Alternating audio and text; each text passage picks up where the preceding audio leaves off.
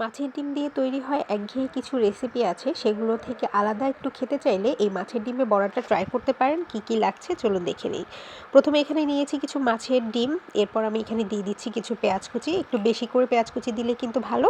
এরপর দিয়ে দিলাম কিছু কাঁচামরিচ কুচি, সাথে দিয়ে দিচ্ছি একটা ডিম। এখানে আমি পুরো ডিমটা এখানে দিয়ে দিলাম। এরপর এখানে আমি স্বাদ মতো দিয়ে দিচ্ছি লবণ, সাথে দিয়ে দিচ্ছি ভাজা জিরা এবং গরম মশলা একসঙ্গে গুঁড়ো করে নেওয়া সেটা। এরপর একটু হলুদের গুঁড়া, সামান্য একটু ধনিয়া গুঁড়া, আর দিয়ে দিচ্ছি একটু মরিচের গুঁড়া। এখানে দিয়ে দিলাম আমি 2 চা চামচ কর্নফ্লাওয়ার। আপনারা চাইলে এখানে ময়দা অথবা বেসনও ব্যবহার করতে পারেন, ব্রেড ক্রাম্বসও ব্যবহার করা যায়।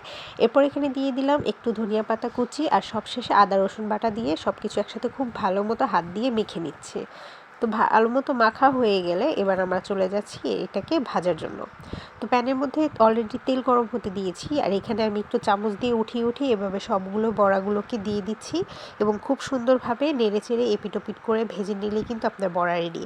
আর এরকম ডিমগুলো ভাজার সময় অবশ্যই কিন্তু আপনার চুলার আঁচটা মিডিয়ামে রাখতে হবে। তো ব্যাস, তৈরি হয়ে যাবে আপনাদের মজার এই স্বাদের মাছের ডিমের বড়া।